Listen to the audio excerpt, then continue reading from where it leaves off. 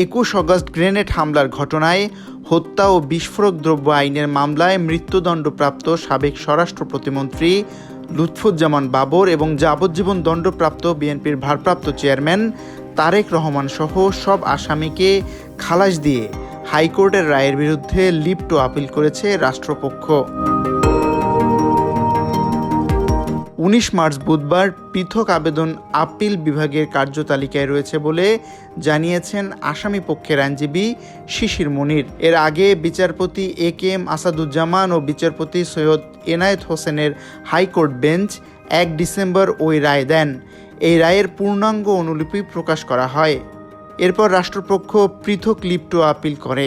গত 13 মার্চ আবেদন দুটি আপিল বিভাগের চেম্বার জজ আদালতে শুনানির জন্য পূর্ণাঙ্গ বেঞ্চে পাঠান।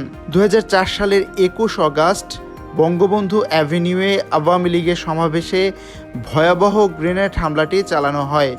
অল্পের জন্য ওই হামলা থেকে প্রাণে বেঁচে যান আওয়ামী লীগ সভাপতি ও তৎকালীন বিরোধী দলীয় নেত্রী শেখ হাসিনা। তবে হামলায় আওয়ামী লীগের মহিলা বিষয়ক সম্পাদক সাবেক রাষ্ট্রপতি জিল্লুর রহমানের স্ত্রী আইবি রহমান সহ 24 জন নিহত হন। আহত হন দলের 3 শতাধিক নেতাকর্মী।